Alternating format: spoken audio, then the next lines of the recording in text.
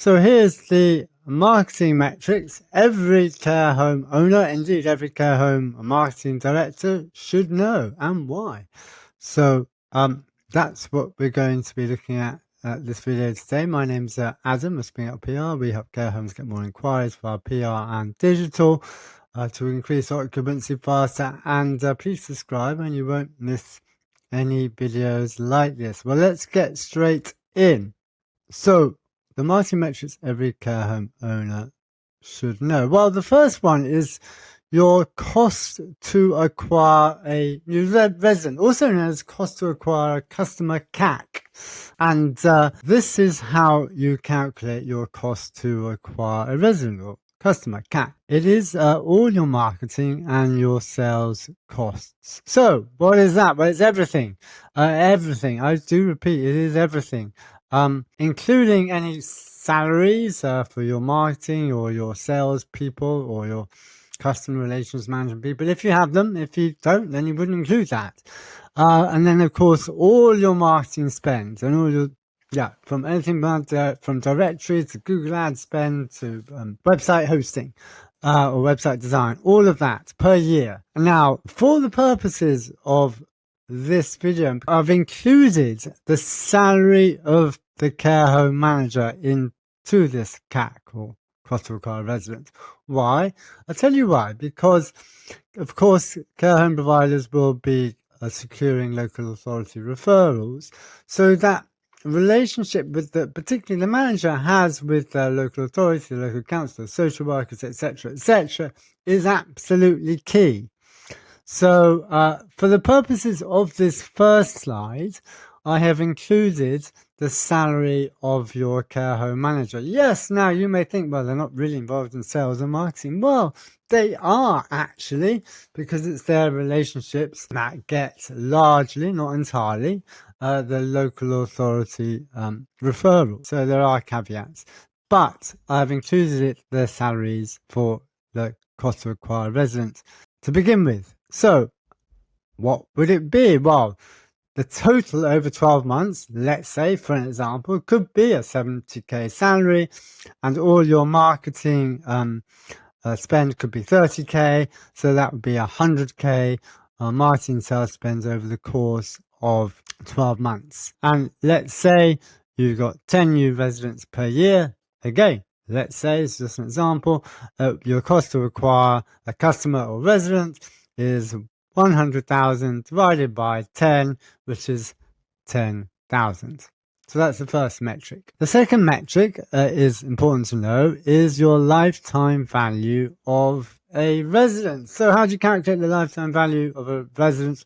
Of course, it's always averages, and the lifetime value is essentially your gross profit on average of a resident. So let's say on average a resident stay with you for 18 months, and on average your fees are 1,200 per week.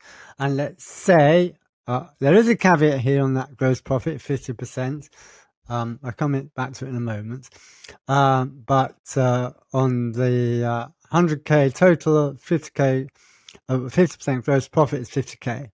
Now I hear you say, well, we're nowhere near 50%. Far from it, of gross profit.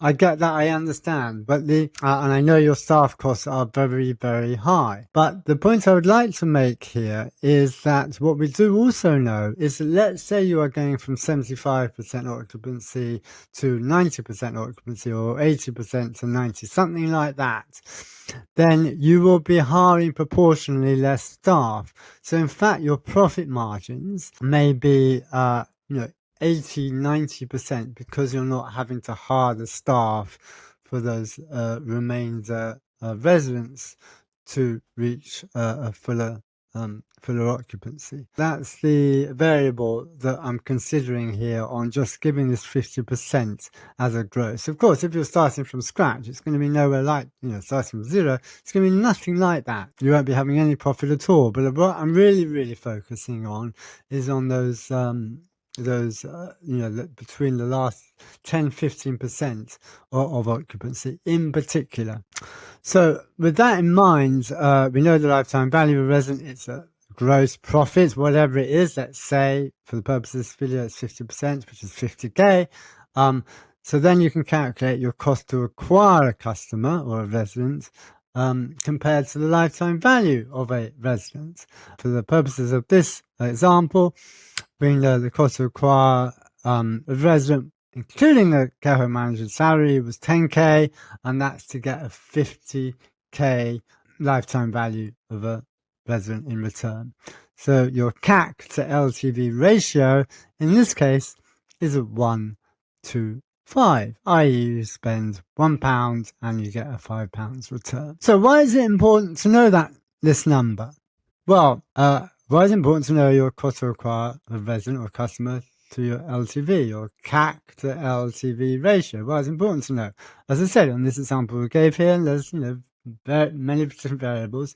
Is 1 to 5. £1 in to get a £5 return. The numbers change when you consider that for our CAC, we'd included the care home manager's salary. But if you are particularly after privates, families, self-funders, the role of a manager in terms of local authority referrals diminishes and doesn't really come into play nearly so much as I've mentioned here. So what happens if, for example, you take away minus the care home manager's salary? Why? Just to reiterate why, because if you are after privates and self-funders, then their relationship with the local authority just doesn't come into play so much. It's not so much a marketing and sales cost or expense. And this example we gave here, minus the care home manager's salary, is 30k. That's all your website and marketing spend over the course of 12 months. Let's say you got 5 new residents as a result of your 30k marketing and sales spend.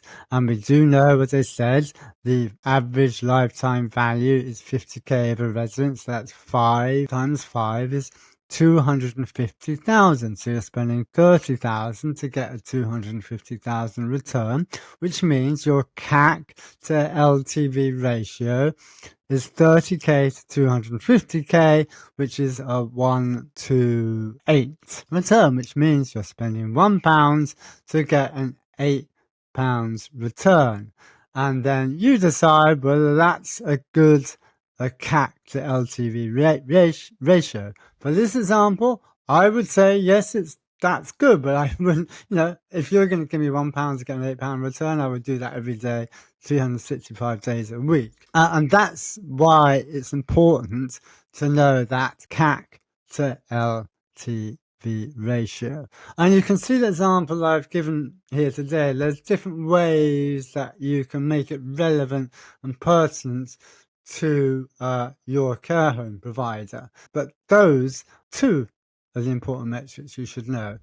And the third one is your return on ad spend, which means that, for example, if you're doing leaflet drops, you're doing PR campaigns, you're doing Google ad spend and digital marketing. And let's say, for example, you spent 10k on a Google ad spend for 6 months, let's say, to help get more inquiries from families. And let's say we do know the lifetime value of a resident is 50k. And let's say you got 2 residents as a result and fully attributed to your Google ad spends. That's 2 residents submitted for 100k total lifetime value, which means your return on ad spend is 10 to 1. You put £1 in to get a £10 back.